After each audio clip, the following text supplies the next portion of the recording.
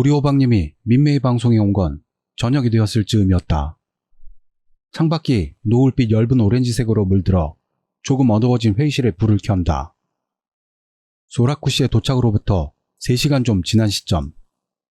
그 사이 소라쿠 씨에게 붙은 악령을 어떻게든 떼어낼 수 있지 않을까 했지만 결국 아무리 해도 할 수 없이 시간만 흐르고 말았다. 내가 아는 한도 내에 축사를 올리고 여러 가지 수법을 써봤지만 악령의 팔은 꼼짝도 하지 않고 소라쿠 씨의 몸을 꼭 붙잡은 채 떨어지질 않는다. 자신이 없어지는 것 같다. 예전부터 홀령에 대해서는 나름대로 해왔을 테고 할 수 있었을 텐데도. 곤란해진 내가 우선 한 일은 어머니에게 상담하는 것이었다. 휴대전화로 어머니에게 전화를 건다. 제발 받으라고 빌면서 휴대전화를 귀에 대고 있자 고맙게도 바로 연결이 됐다. 여보세요, 밑장? 언제나처럼의 여유 있는 어조로 애칭을 불러온다. 엄마, 나 지금 좀 골치 아픈 귀신에 씌인 사람을 어떻게든 하려고 열심히 하는데 도무지 잘 되질 않아서요. 그래서 엄마 도움을 좀 받으려고 생각해서. 그렇게 단숨에 말하는 나를 막듯 어머니가 말을 해왔다. 밑장, 잘 들어. 여차하면 도망칠 준비를 해야 한다.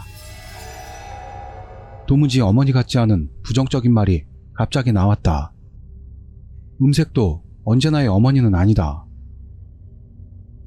전화 너머로도 전해지고 있어. 그 홀령은 굉장히 강하고 위험해. 씌인 사람은 이젠 어쩔 수 없을지도 모른다만 밑장은 우선 자신을 지키는 상태를 확보하는 게 최우선이야. 알겠어. 어머니가 이렇게까지 말하는 건 처음이었다. 그리고 말이야, 내가 그쪽으로 가면 좋겠다만 여기도 여기대로 큰일이 난 사람이 와서 바로는 못 움직인단다.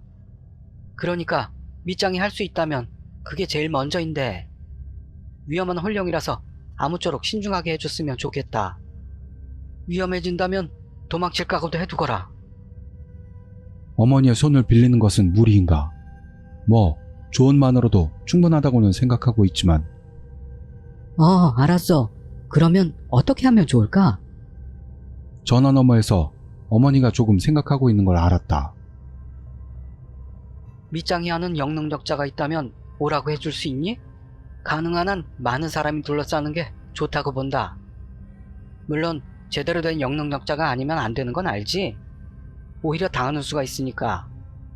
엄마가 카노 씨에게 연락해 놓을 테니까 스케줄이 맞는다면 카노 씨에게도 도움을 받도록 해라.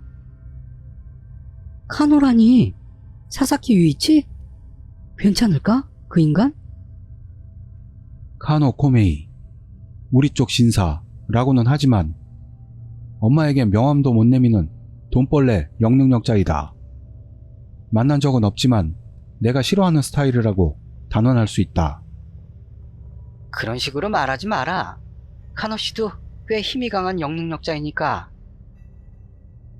예전에 빚이 있어 어머니에게는 꼼짝도 못하는데도 세상에서는 터무니없는 고액의 보수를 요구하는 것으로 잘 알려져 있다. 가끔 TV 같은 데 나와 잘난 듯 떠드는 게 꼴도 보기 싫다. 나쁜 영능력자의 견본 같은 놈이다. 밑장이 아는 사람들만으로 가능하다면 좋겠지만 만약을 위해 카노 씨도 부르거라.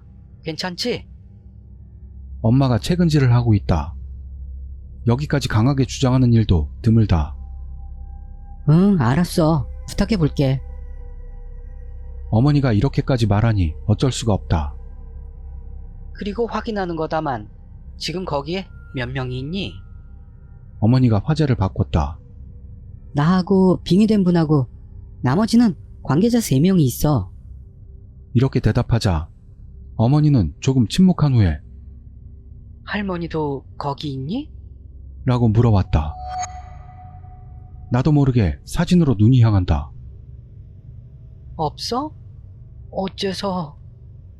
어머니는 그렇게 말하며 한숨을 내쉬었다. 아까부터 어떤 노파가 뭔가를 말하면서 돌아다니고 있단다. 밑장하고 말하고 있는 동안에도 계속. 밑장은 안 들리니? 주위를 돌아본다. 휴대전화를 귀에서 조금 떼고 주변 소리에 의식을 집중한다. 지로씨 일행이 작은 소리로 서로 이야기하는 소리, 소라쿠 씨의 숨소리, 방 밖에서 들려오는 일상적인 잡음, 그런 것들에 섞여서 속삭이는 듯한 소리가 희미하게 들려온다. 위스퍼라고 불리는 홀령의 소리. 멀어졌다 가까워졌다. 제대로 들리다 흐릿하게 들리다. 그러나 확실히 방 안에서 말을 내뱉는 뭔가가 있는 걸 깨달았다. 응, 듣고 나서 알았지만 분명히 있어. 이게 노파의 목소리야? 너무 희미하게 들려서 그 소리나 내용까지는 하나도 알아들을 수가 없다. 그래, 노파야. 굉장히 어두운 목소리. 원한일까? 굉장히 분해하는 것 같아. 위스퍼에 귀를 기울인다. 얘의 부모도 죽는 건 괴로우니 다음 생으로 하겠습니다. 귀 바로 뒤에서 들리다가 방구석에서 들리다가 소리의 크기도 명료함도 계속해서 변화하는 속삭임. 때때로 들려오는 말에 예사롭지 않은 고통을 느낀다. 이를 악문 듯한 그 상태에서 쥐어 짜내는 것 같은 그런 목소리. 괴로워한다. 엄청나게 힘든 뭔가를 견디다가 아니 아마 그것을 참지 못하고 죽은 것인가. 그러다 원한이 남았다는 그런 이미지가 전해져 온다. 안 된다. 들으면 들을수록 감정을 지배당해버릴 것 같다. 아마 귀를 기울이면 목소리는 점점 분명하게 들릴 것이다. 하지만 빠져드는 건 위험하다. 성가신 홀령이라는 생각이 들었다. 밑장, 괜찮니? 휴대전화에서 들려오는 어머니의 목소리로 의식이 돌아온다. 나한테도 들렸어. 굉장히 괴로운 것 같은 목소리. 계속 듣다가는 나도 감정이 동화되어 버리겠어. 그래, 그럼 듣지 않는 쪽이 좋다. 밑장, 그 노파 말고도 다른 홀령이 있니? 나는 간단하게 이번의 상황을 설명했다. 신령 사진을 모아둔 상자가 있어서 주술에 의해 고독 같은 것이 실행되었던 일. 그래서 3장의 사진이 남은 일. 그 3장이 하나로 되어 요괴화되어 있었던 일. 이미 10명 이상의 피해자가 나온 일. 엄청난 짓을 하는구나. 어머니가 한숨을 내쉬는 걸 알았다. 그 사진에 붙은 홀령에게 이성이 남아있다면 막을 수 있을지도 모르지만 요괴로 변해 이미 대화도 불가능하다면 태워 없애버릴 수밖에 없을지도 모른다. 그러니까 어떻게 해서 쫓으면 좋다고 생각해? 아까도 말했지만 많은 사람이 둘러싸고 각자의 방법으로 해도 상관없으니까 축사를 올리거나 불경을 읊거나 해서 일단 홀령의 의식을 분산시켜서 위협을 가하는 거야. 그러다 홀령이 틈을 보인다면 그 후로는 언제나처럼 액마기를 시행한다면 빙의된 사람에게서는 물러날 듯하다. 그렇게 된다면 바로 사진에 홀령을 봉인해 가둔 다음 나올 수 없도록 해야만 해. 그리고 사진을 태워서 죄를 받아해버려. 거기까지 한다면 괜찮을 거라고 본다. 우와, 그렇게까지 해야 해? 그만큼 위험한 거란다. 전화하는 이 엄마도 한기가 돌 정도로 무서운 홀령이야. 그러니까 밑장, 절대 방심하면 안 된다. 위험해진다면 도망칠 수밖에는 다른 방법이 없으니까 다른 모두에게도 그렇게 전하도록 해. 빙의된 분은? 가엾지만 안 되는 거 안 되는 거야. 그 사람을 구하고 싶다는 건 알지만 그 탓에 밑장이나 도와주는 사람들이 죽는다면 본전도 못 건지게 되는 거 아니겠니? 평소에 어머니에게서는 절대로 들을 수 없는 말이다. 어조에서도 평소에 온화한 느낌은 완전히 사라져 있다. 그만큼 위험하다는 것일 것이다. 응, 알았어. 그럼 나중에 봐, 엄마. 청취자들에게도 알리지 않으면 어머니에게 인터넷으로 영적 장애가 퍼져버렸다는 걸 설명한다. 어머니는 그런... 하며 탄식했지만 잠시 생각한 후 분명 괜찮을 거다. 라고 말했다. 지금 그곳에 있는 게 홀령의 존재 그 자체임이 틀림없으니까 그 근원을 어떻게든 제거한다면 그 이상의 피해는 일어나지 않을 거다. 영적 장애가 남은 사람들은 액마기를 받지 않으면 안 되지만 우선은 그 홀령을 쫓는 게 제일 큰 일. 그리고 잠시 틈을 둔 후 그 청취자들? 심각하게 생각하지 않는다면 아무리 해도 액마기를 받지 않을 테니까 엄마가 액마기를 위해 기도하는 걸 카메라로 찍어서 그걸 인터넷으로 봐준다면 어떨까? 라고 말했다. 응? 엄마, 카메라에 찍혀도 괜찮아? 내가 아무리 애원해도 우리 잡지에 실리는 걸 거부당했기 때문이다. 그 어머니가 손수 그런 말을 꺼낸 것이다. 엄마나 신사 이름을 꺼내지만 않는다면 말이다. 정말 하기는 싫지만 영적 장애가 영상을 통해 퍼져나간 것처럼 기도하는 것을 보는 것만으로도 부정함은 다소 쫓을 수 있을 테니까. 그렇게까지 하고도 영적 장애가 있는데 액마기를 받으러 가지 않는 사람들은 더 이상 어쩔 수가 없다. 시노미야 신사의 무녀. 그 어머니가 액마기를 행하는 것을 인터넷으로 중계한다. 보고 싶다. 딸이라서보다도 오컬트 작가인 나의 본능이 미치도록 기뻐하고 있다. 아, 알았어. 그때가 되면 부탁할게. 가능하다면 그렇게 안 되도록 부탁하지만 말이다. 그것보다도 밑장, 우선은 그곳에 있는 홀령을 어떻게든 처리하는 게 최우선이다. 엄마는 지금부터 카노 씨에게 연락할 테니 아는 영능력자들에게 연락하고 될 수 있는 한 빨리 모아줬으면 한다. 오늘 중으로 하는 게 제일 좋아. 그렇다. 소라쿠 씨에게부터 여기까지 온 홀령이 무슨 생각을 하는지 모른다. 이러고 있는 동안에도 청취자들을 포함한 피해는 속출할지도 모를 일이기 때문이다. 그 후 나는 아는 영능력자들에게 닥치는 대로 전화했다.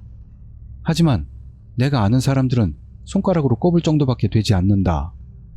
가와사키 대사인 스가와라 씨, 슈겐도의 오노데라 씨, 영감 카운셀러인 키자키 씨는 예정이 맞지를 않아 거절당했지만 다행히도 심령풍수사인 렌자쿠 씨, 타이운도의 진구지 씨, 호묘지의 카사네 씨, 이가노 암자의 이가노 카즈미 씨, 호묘지, 박명사의 카사네 씨와 이가노 암자의 이가노 카즈미 씨는 내가 산을 갈 수 없게 된 이야기에 나왔던 인물들입니다. 카노 코메이 씨도 나왔었으나 좋은 인물은 아니었습니다. 카즈미 씨의 친구도 같이 온다고 해서 오늘 지금부터 움직일 수 있는 영능력자들은 4명 또는 5명으로 정해졌다. 어머니에게서 라인이 오더니 카노 코메이는 바로 이쪽으로 달려오겠다는 이야기가 되었다. 이렇게 해서 5명, 어설픈 나를 집어넣어서 영능력자는 6명이 된다. 모두가 홀로라도 충분히 홀령에 대처 가능한 영능력자들이다. 전력으로서는 꽤 훌륭하다고 생각된다. 그러는 동안 보리오방님 일가가 민메이 방송으로 찾아왔다. 회의실에 들어선 것은 보리오방님 본인과 언니, 그리고 그 부모였다. 보리오방님의 집에는 할머니도 있다고 했지만 거의 운신을 하지 못한다고 한다. 지로씨가 인사를 마치고 자리에 앉기를 권한다. 분명히 긴장하는 모습의 보리호방님과 언니, 영문을 모르는 것처럼 곤혹스러워하고 있는 부모. 아무리 봐도 사법을 쓰는 집안으로는 보이지를 않는다. 그렇다면 죽은 할아버지만이 심령사진에 관여하고 있었던 것일까? 하며 지로씨가 말을 꺼낸다. 우리도 보리오방님 일가인 하야시다 씨들을 향해 마주보는 형태로 앉는다. 소라쿠 씨를 보니 몸을 감고 있는 악령 팔의 위치가 미묘하게 변해 있었다. 몸에서 꺼내기 위해 여러 가지를 실행했던 영향일까? 오른팔이 위로, 왼팔이 아래로, 뒤에서 비스듬히 안고 있는 듯한 형태로 이동해 있다. 우선은 말입니다. 보리오방님과 따님 말입니다. 마요미 양에게서의 상담 요청을 계기로 서로 알게 되었습니다. 지로 씨가 일련의 경위를 부모에게 설명한다. 서로 얼굴을 마주보거나 입을 뻐끔대며 이야기를 듣고 있는 부모. 언니는 보리호박님, 마요미 양에게서 모든 걸 들은 듯 마요미 양의 옆에서 불안한 듯 앉아있다. 할아버지가 죽은 후 유물 중에 심령사진을 모아둔 상자가 나오고 그것을 방송에다 상담했더니 심령현상이 일어나버려 방송을 보던 시청자들에게도 영적 장애가 미치고 칸조인 씨가 의식불명, 그 아버지인 다치바나 씨가 사고로 사망, 사진을 맡겼던 다카 요리사가 전소되어 버리고 말았다. 거기까지 단숨에 설명하는 지로 씨. 부모는 아연실색하고 있었지만 이윽고 아버지가 입을 열었다. 그런가요? 관계가 있는 겁니까? 우리 친아버지와 돌아가신 분들의 분명히 당황하고 있다. 책임 추궁을 당하고 있는 느낌일지도 모른다. 지로 씨가 아버지의 말을 막고 대답한다. 물론 심령현상과 그 후의 피해에 대해서는 완전한 우리 책임입니다. 설마 이렇게 되리라고는 저희도 생각하지 못했습니다. 마유미 양도 책임을 느끼고 있을 거라 보지만 그 부분은 착각하지 않도록 해요. 사고를 일으킨 건 우리니까. 그러면서 마유미 양을 바라보는 지로 씨. 마유미 양은 잔뜩 위축된 채 희미하게 끄덕였다.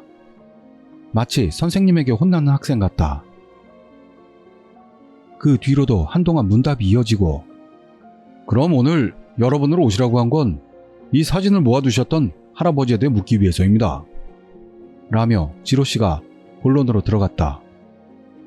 제 부친이 대체 무슨 일입니까? 아버지가 반응한다. 우선은요, 돌아가신 할아버지는 왜 심령사진을 모으셨던 걸까요? 잘 모르겠습니다. 저희도 부친이 돌아가시고 나서 처음 알았습니다. 그런 상자가 있다는 거요. 그런가요? 그럼 부친의 됨됨이를 알려주실 수 있으신가요? 아버님은 어떤 인물이셨을까요? 네, 아버지는 한마디로 엄격한 분이었습니다. 쇼와시대 사람이라서 과묵하고 일밖에 모르던 느낌에. 상냥하셨어요. 너무너무 좋은 분이셨어요. 언니가 아빠의 이야기를 보충하듯 말을 더해왔다. 그렇지, 너 입장에서는 상냥하고 좋은 할아버지셨지. 아버지의 표정이 조금 누그러진다. 우리 자식들에게는 엄하고 무서운 아버지였지만 손주들에게는 꽤 오냐오냐 하셨다고 생각됩니다. 그렇습니까? 할아버지와 여러분은 특정 종교를 믿고 계신가요? 저희는 특별한 신앙심은 없습니다만 아버지께서는 불교를 믿으셨습니다. 그렇게 열심히셨던 느낌은 못 받았습니다만 아버지 방에는 불단도 있었고요. 우리는 불교 모임 같은 곳에는 나가지도 않았고 아버지도 특별히 우리에게 불단을 숭배하라든가 하는 일도 없었기 때문에. 과연 할머니께서는 할아버지와 마찬가지로 불교 신자셨습니까? 아닙니다. 아버지께서만 그랬습니다. 불단을 섬겼던 분은. 그렇다면 종파는 천태종이었다고 생각됩니다. 잘 기억은 나지 않습니다만 뭔가 그런 이름이었다고 생각되네요. 과연 불교 신자이지만 그렇게 열심은 아니었더라. 그렇다면 부친께서는 뭔가 심령관계라고 해야 할까요? 오컬트라고 해야 할까요? 그런 종류의 흥미를 가지셨다든가 하는 건 없었습니까? 아니요, 전혀 그런 느낌은 없었습니다. 그렇습니까? 거기까지 질문하고 지로 씨는 말을 잇지 못하는 것 같다. 아빠를 시작으로 아무도 모르는 척하는 모습은 없다. 정말로 모르는 것 같다. 단서조차도 없는 건가? 만약을 위해 아버님의 다른 요품도 보여주실 수가 있나요? 괜찮으실까요? 예, 그건 상관없습니다만. 잠시 대화가 계속되고 다음날 하야시다 일가를 찾아가 부친의 방과 유품을 다시 조사해보기로 했다.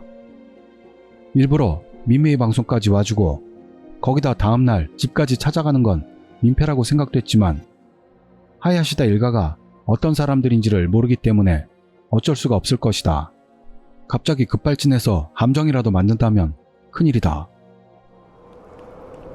창문으로 빗소리가 투둑 투둑 하고 부딪히는 소리가 나기 시작했다. 밖에서는 비가 내리기 시작하는 것 같다. 그 후 나와 소라쿠 씨에게서도 하야시다 일가에 대한 질의응답이 끝나고 하야시다 일가, 주로 마유미 양에게 질문과 상담이 오가던 중 갑자기 큰 소리가 나더니 회의실 문이 열렸다.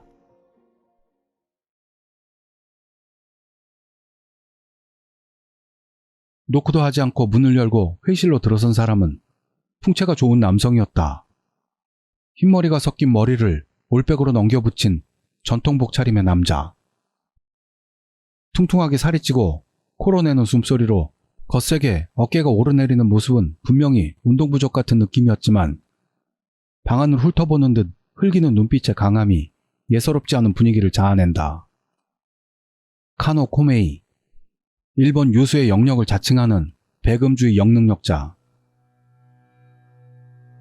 카노 코메이는 소라쿠 씨를 보고 눈살을 찌푸렸고 이어 고바야시 아나운서와 나를 번갈아 보고 말했다. 시노미야님의 따님은 어느 분이신지? 외모를 평가하는 듯한 무례한 시선에 혐오감을 느끼며 접니다. 하며 한 발 앞으로 나섰다. 아, 그렇군요. 어머니께서 의뢰를 하셔서 돕고자 왔습니다. 카노라고 합니다. 그러며 가볍게 머리를 숙이며 인사한다. 위협하는 듯한 시선 그대로지만 일단 예의는 보이는 것 같다. 어쩌면 그 눈빛이 평소의 눈빛인 걸까? 처음 뵙겠습니다. 시노미야가의 자녀 미나즈키입니다. 갑작스러운 부탁을 들어주셔서 감사합니다. 가능한 한 정중하게 머리를 숙인다. 아무리 못마땅한 인간이라 해도 어머니의 소개로 왔기 때문이다. 어머니 얼굴에 침을 뱉을 수는 없다. 그래서 저쪽에 있는 사람 틀림없죠? 그렇게 말하면서 소라쿠 씨 쪽을 본다. 소라쿠 씨는 아무렇지도 않은 듯 이쪽을 보고 있다. 주위의 모두는 당황한 기색이다. 네, 여러분, 이분은 카노코메이 선생이라고 영능력자이시고요. 소라쿠 씨의 재롱을 돕기 위해 와주셨습니다. 그 외에도 5명 정도 더 오실 예정입니다. 그러면서 모두에게 소개한다. 그렇게 많이? 카노가 이상하다는 듯 코웃음을 치며 말했다. 네, 어머니께서 가능한 한 많이 둘러싸라고 하셔서요. 확실히 보통 사람으로는 안 된다고 들었습니다. 보기로는 평범한 건 아닌 느낌이 나지만요. 그리고 저쪽에 계신 분들은 그러면서 지로씨들을 손으로 가리킨다. 이번 문제의 당사자분들입니다. 지로씨들이 다가와서 각자 서로 인사한다. TV에서는 잘난 듯하는 카노지만 첫 대면의 상대에게는 제대로 예의를 갖추는 것 같다. 간단한 자기소개와 대략적인 경위를 설명 듣고 카노가 소라쿠 씨에게 말을 걸었다. 다카요리사 쪽에는 예전에 신세를 진 적이 있습니다. 이번 일은 엄청난 재난이 됐군요. 위로의 말씀 올립니다. 아닙니다. 감사합니다. 소라쿠 씨는 카노를 모르는 것 같다. 잠시 후 똑똑 하고 문을 두드리는 소리가 들려 고바야시 아나운서가 달려가 문을 연다.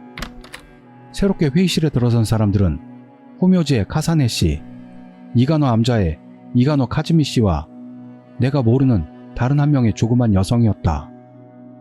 마치 평범한 아줌마라고 해도 좋을 복장으로 지금 막 앞치마를 벗어던진 듯한 모습이다. 분명 그 사람이 카즈미 씨의 친구인 영능력자일 것이다. 카즈미 씨들에게 달려가 인사를 나눈다. 오랜만에 재회를 기뻐하며 소라쿠 씨를 소개해 놀라게 하고 지로 씨들과 카노 코메이를 소개한다. 카노를 마주한 카즈미 씨는 빙그레 웃으며 오랜만입니다. 그때는 신세 많이 졌습니다. 라고 말했다. 2년 전에 죽을 뻔한 원인이라고 할 수 있는 남자를 이런 식으로 다시 만날 줄은 꿈에도 상상 못했을 것이다. 험악해질 수도 있는 인사를 서로 나누고 카즈미는 카노에게 등을 돌리고 내게 다가왔다. 카즈미 씨 미안. 어머니가 자꾸 부르라고 해서. 둘만 들리도록 목소리를 낮춰 사과한다. 괜찮아, 괜찮아. 그 사건은 좋은 공부가 됐다고 생각하고 있으니까. 카즈미 씨는 아무것도 아니라는 식으로 웃어준 후 잊지는 않겠지만. 하며 작은 목소리로 말했다. 카사네 씨도 카노와 면식이 있다는 듯 인사를 나누고 있었지만 카노 쪽은 카사네 씨를 잘 기억하지 못하는 것 같았다. 곧이어 심령풍 수사인 렌자쿠 씨, 타이운도의 진구지 씨도 도착해 총 6명, 나를 포함해 7명의 영능력자가 모였다. 카즈미 씨의 친구라는 여성은 히라노 씨라고 하는 무명의 영능력자였다. 공중파에는 전혀 나오지 않고 입소문만으로 의뢰를 받고 있다. 아는 사람만 안다는 이야기였다. 돈 생각을 하지 않는 카노와는 정반대 스타일이라는 것에 호감이 간다. 모두가 모인 곳에서 다시 한번 일련의 경위를 설명한다. 이번에는 지로씨가 아니고 내가 설명했다. 영능력자를 모으겠다는 방침을 전하고 연락을 돌린 게 나였기 때문이다. 뭐 카노에 관해서는 어머니가 했지만. 카노와 카즈미 씨, 다른 영능력자 모두에게도 처음 본 케이스인 것 같아 인터넷을 통해 영적 장애가 퍼진다는 추측에 관해서는 의문을 가지면서도 반론은 하지 않겠다는 생각 같았다. 그리고 훈령을 모아 고독과도 같은 주문을 행했다는 설명에서는 모두 얼굴을 찌푸리며 노골적으로 혐오감을 나타내고 있다. 결과적으로 다카 요리사가 화재로 전소됐고 소라쿠 씨만이 무사히 피해 나올 수 있었지만 간단히 쫓을 수는 없는 수준의 빙의 상태로 여기까지 왔다고 질의응답을 섞어가며 거기까지 설명하는데 30분 가까이 걸렸다. 역시나 보리오방님 할아버지의 생각, 의도? 그 근처를 해명하지 않으면 아무것도 알 수 없겠군요. 카노가 말했다. 그것과는 별개지만 일단은 빨리 쫓아버립시다.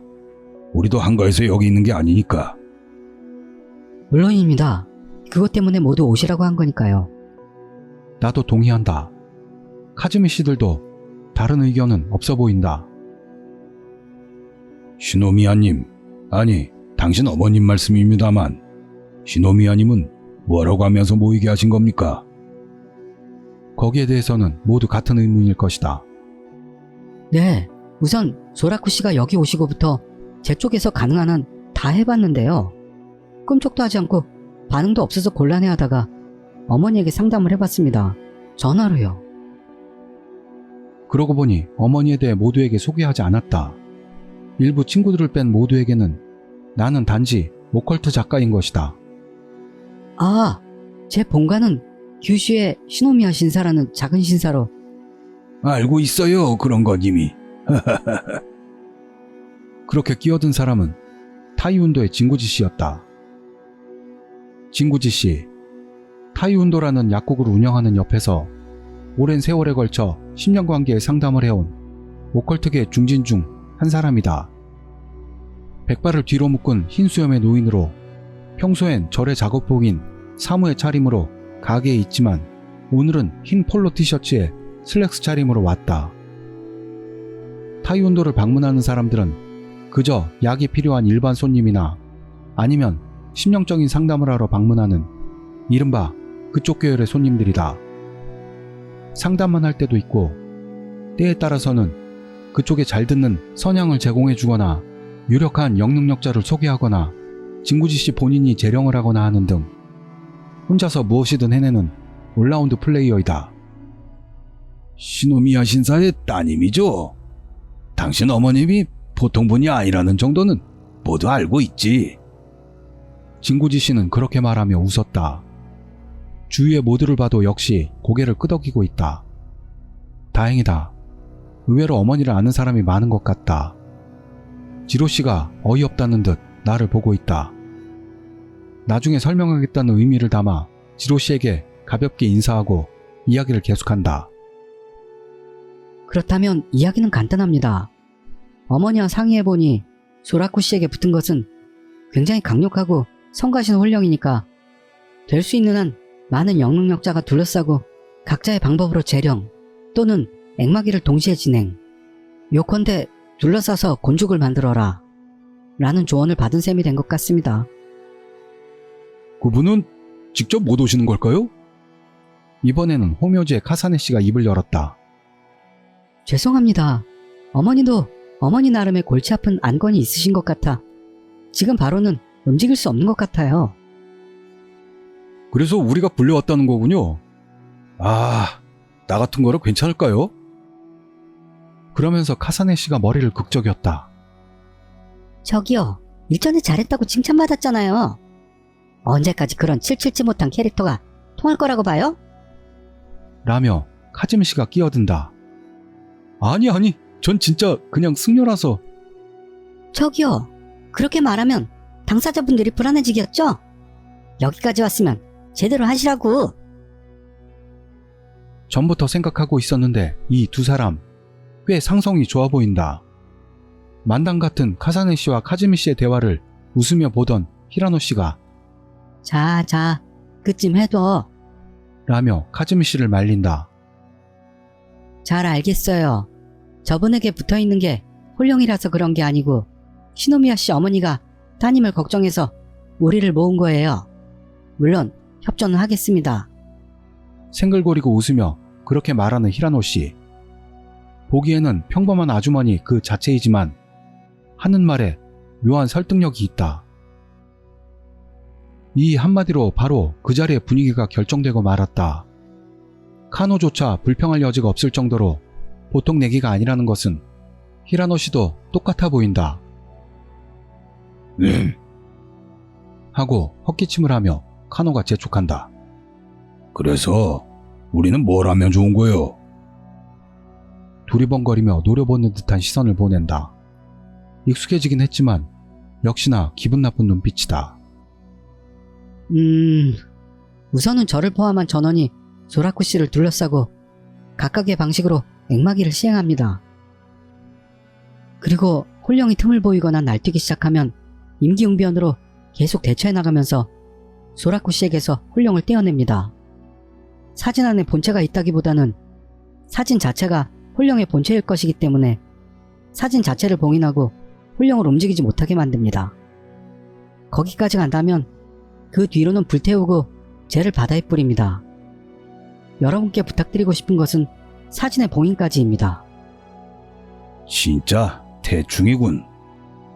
카노가 짜증나는 소리를 했지만 뭐 대충이라면 대충이기 때문에 어쩔 수가 없다. 둘러싸고 계속 위협한다면 틈이 보일 거라고 어머니가 말씀하셨습니다. 틈 정도는 만들 수 있지 않냐. 그 말이군. 듣기 싫은 말투로 말하는 코메이. 뭐 그런가요? 재령의 본질적인 부분, 홀령을 소라쿠 씨에게서 떼어내는 것하고 사진을 봉인하는 건 누가 합니까? 그건 제가 하려고 생각합니다.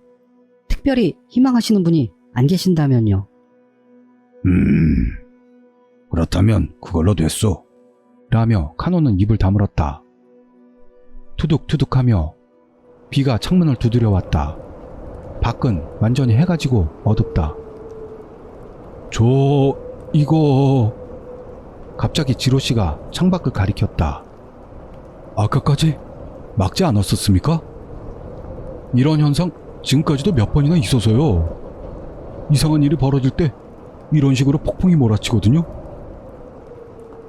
분명히 그렇다. 다치바나 씨라는 분이 죽었던 때의 전화, 청취자들에게서 온 다수의 댓글.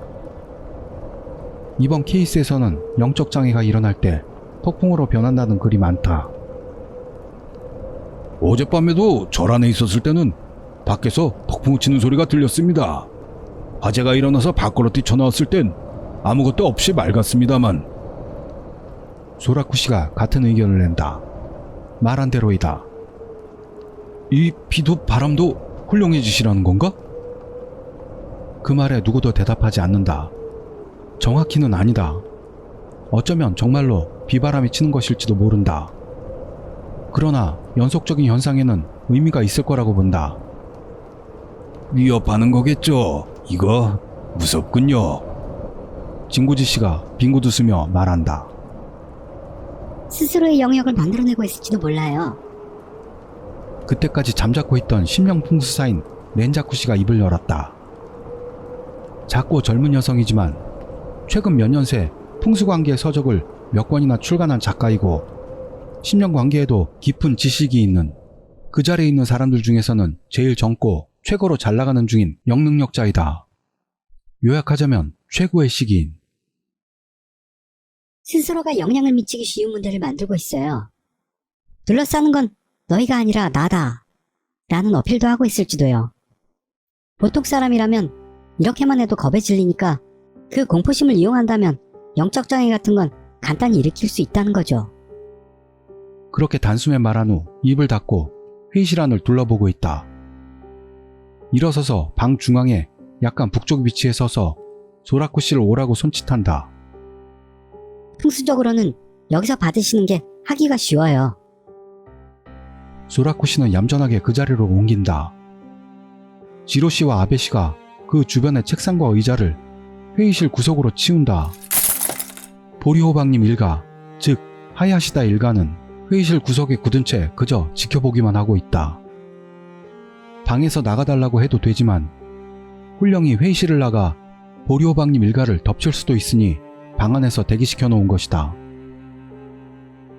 소라쿠 씨 쪽을 보니 모두가 원하는 장소에 진을 치고 정좌를 한 소라쿠 씨를 둘러싸고 있다.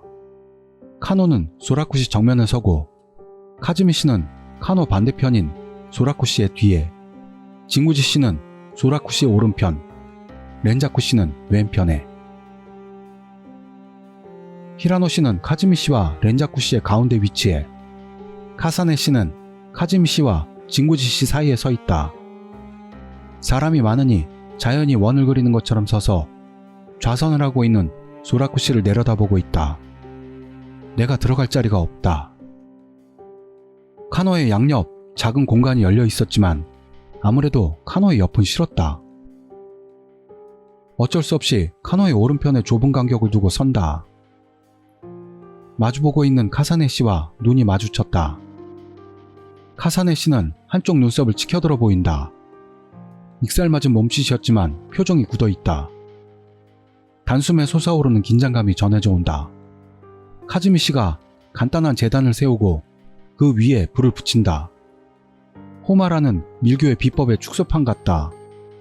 카노는 책자와 작은 검 같은 물건을 품에서 꺼냈다. 아무도 아무 말도 하지 않는다. 잠자코 좌선하고 있는 소라쿠 씨를 내려다보고 있다. 소라쿠 씨는 눈을 감고 조용한 소리로 불경을 읽고 있다. 문득 소라쿠 씨의 몸에 둘러있던 오른팔이 꿈틀 움직였다. 그러더니 천천히 악령의 오른팔이 들어 올려지더니 소라쿠 씨의 목을 앞에서부터 움켜쥐었다. 소라쿠 씨가 신음을 내뱉으면서 눈을 뜬다.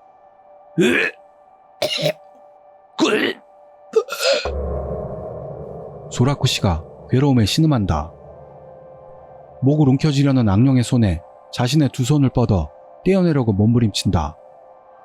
갑자기 시작된 싸움에 모두가 즉각 반응한다. 엄마비라 홈캄 나무대사 변적 금강.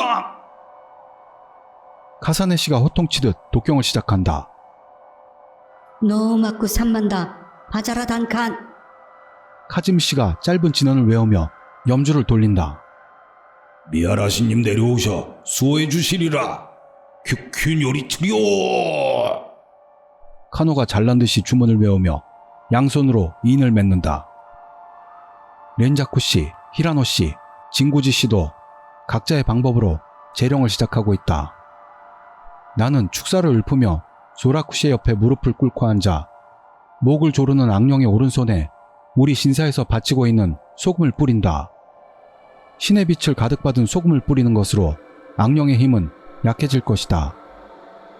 렌자쿠 씨가 가는 쇠사슬을 꺼내 악령의 팔에 감는다. 사슬에는 빨간색과 금색의 실이 서로 엉키도록 짜여져 있다. 그리고 그 사슬을 있는 힘껏 잡아당겼다. 줄다리기처럼 온몸에 무게를 실어 사슬을 잡아당기는 렌자쿠 씨. 손이 아프지 않을까 생각해 렌자쿠 씨를 봤더니 자기의 손에 상처가 나지 않도록 단단히 가죽 장갑을 끼고 있다. 진구지 씨가 잘 알 수 없는 불경 같은 것을 외우며 소라쿠 씨의 오른쪽 어깨에 손을 올리고 있다. 히라노 씨는 오른손 손바닥을 소라쿠 씨에게 향하게 하고 눈을 감고 뭔가를 중얼대고 있다. 독경하는 사람, 직접 악령의 오른손을 떼어내려는 사람, 그 외의 움직임을 하고 있는 사람, 각자가 그 상태로 한동안 교착하고 있다. 나와 렌자쿠 씨는 물론 다른 사람들도 이마에 땀이 배어 있다. 조금이라도 긴장을 풀면 소라쿠 씨의 목숨은 없다. 기분 나쁜 긴장감이 계속된다.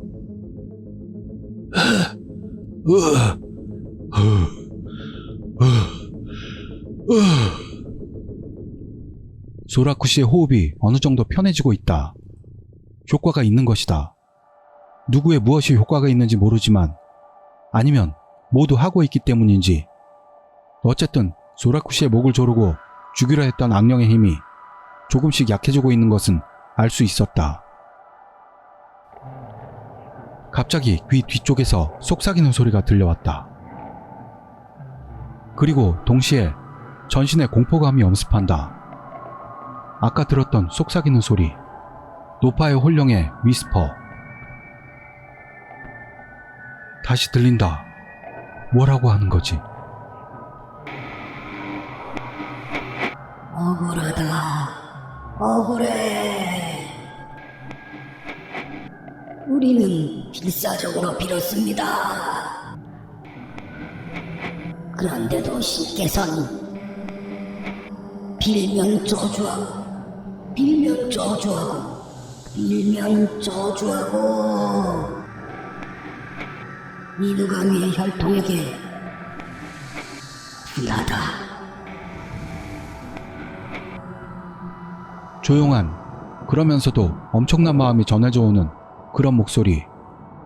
울고 있는 건지 화나 있는 건지 원념 그 자체라는 조용한 중얼거림이 방 안 곳곳에서 들린다. 문득 히라노 씨의 뒤에 작은 그림자가 보였다. 아지랑이처럼 흔들리며 이동하는 그것은 희미하고 초점이 맞지 않는 것 같은 불확실한 모습이었지만 그런데도 분명히 그곳에 있다. 하는 큰 소리가 나고 시야 끝에서 지로시들이 뛰어오르는 것이 보였다. 양쪽으로 책상이나 벽을 있는 힘껏 두드리는 듯한 폭력적인 소리가 하고 회의실 여기저기에서 계속된다. 경광등이 껌뻑대기 시작하고 몇 초 동안 암흑천지가 되었나 싶더니 다시 들어왔다. 창밖에서 빗방울이 창문을 두드리고 창문 자체가 덜컹거리고 있다. 방 제일 안쪽 형광등이 쨍그랑 소리를 내며 바닥에 떨어졌다. 폴터가이스트 현상처럼 아무도 손대지 않았던 책상이 회의실 한쪽에서 다른 한쪽으로 미끄러져 갔다. 반대쪽 벽에 부딪혀서 큰 소리를 내는 책상을 보면서 고바야시 아나운서가 비명을 질렀다. 보리호박님 일가는 어떻게 됐는지 확인할 수가 없다. 나는 눈앞의 소라쿠 씨에게 악령의 팔을 떼어내는데 집중하고 있다. 소라쿠 씨가 겨우 호흡을 할 수 있을 정도로 팔은 떼어내고 있지만 그런데도 아직 렌자쿠 씨와 둘이 붙어 끌어당기고 있다. 느닷없이 악령의 왼팔이 움직이더니 소라쿠 씨의 얼굴을 정면에서 잡았다. 아이언 클로 같은 형태로 얼굴을 움켜쥐고 있는 대로 손톱을 세운다. 소라쿠 씨가 고통에 절규한다. 잡혀서 새빨갛게 변한 얼굴 관자놀이에 혈관이 떠올라 얼굴 전체가 부들부들 떨고 있다. 짓눌린 코에서 코피가 흘러나오더니 목덜미를 잡고 있는 오른손에 뚝뚝 떨어졌다. 경광등의 깜빡임은 심해지고 회의실 안을 폭주하는 소리도 폴터가이스트 현상도 멈추지 않고 계속되고 있다. 렌자쿠 씨에게 오른팔을 맡기고 나는 얼굴을 움켜쥔 악령의 왼팔에 소금을 끼얹고 축사를 외운다. 오른손으로 악령의 왼손목을 잡고 왼손으로 옷 위로 내 부적의 손을 얹는다. 엄청나게 뜨거워진 부적의 감촉에 촉발되어 신의 모습이 머릿속에 떠올랐다. 작고 귀여운 나의 신이 나와 함께 악령의 왼손목을 잡고 있다. 그 상상에 생각이 다다랐을 때 내 오른손이 악령의 왼손목을 움켜쥔 감촉이 들었다. 생기 없는 악령의 왼손목에 내 손가락이 파고들어 피부와 살점을 짓누르고 손목의 뼈를 꺾었다. 두둑 하는 소리가 들리는가 하더니 내 오른손이 잡고 있었을 악령의 왼손이 사라졌다. 동시에 소라쿠 씨의 목을 조르던 오른손도 사라졌다. 두 팔 모두 자취를 감췄고 소라쿠 씨를 덮치고 있던 악령의 기척도 느끼지 못하게 되었다. 양손으로 얼굴을 가리고 뒤로 쓰러지는 소라쿠 씨. 렌자쿠 씨와 눈짓을 교환하고 악령이 사라진 것을 확인하고 소라쿠 씨의 용태를 살펴본다. 이미 진구지 씨가 소라쿠 씨를 안아 일으키면서 괜찮은가? 하고 말을 걸고 있었다.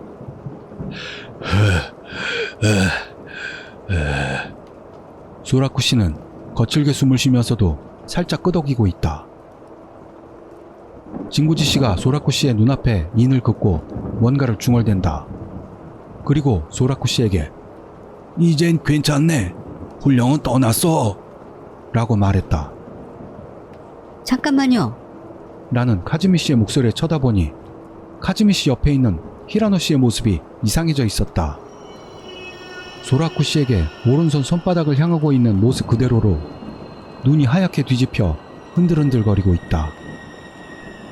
영매, 강령이 되는 걸까? 아니면 빙이 된 걸까? 이번에는 히라노 씨인가 하며 질리는 순간 히라노 씨가 이야기를 시작했다. 부탁합니다. 부탁합니다. 부탁합니다. 대략 히라노 씨라고 생각되지 않는 쉰 목소리. 아까 들었던 위스퍼. 노파의 홀령의 목소리로 히라노 씨가 말하고 있는 것이다. 히라노 씨는 양손을 축 늘어뜨리고 노파처럼 등을 구부린 채 한 걸음, 두 걸음 앞으로 걸어 나오기 시작한다. 원의 중심 가까이까지 와서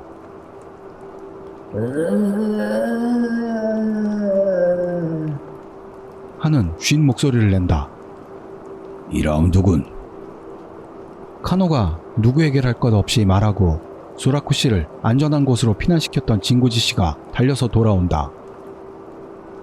이번에는 히라노 씨를 중심으로 원이 형성됐고 조금 전과 같이 각자의 방식으로 재령을 다시 시작한다.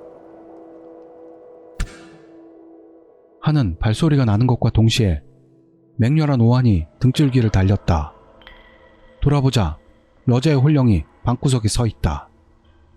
아름다운 긴 흑발의 여자. 그 사진에 찍혀있던 여자일까? 생김새는 알아볼 수 있는데 표정은 읽을 수가 없다. 그냥 봐서는 어떤 감정을 가지고 있는지 알 수가 없다. 여자의 홀령은 천천히 다가온다. 맨발인지 걸을 때마다 찰박 찰박 하는 소리가 난다. 민소매에 연베이지색 원피스. 양팔은 축 늘어뜨리고 있다. 내가 부러뜨렸을 왼손목은 아무 일도 없는 것 같았다. 노파와 여자. 골치 아픈 홀령 둘을 동시에 상대하게 된 것이다.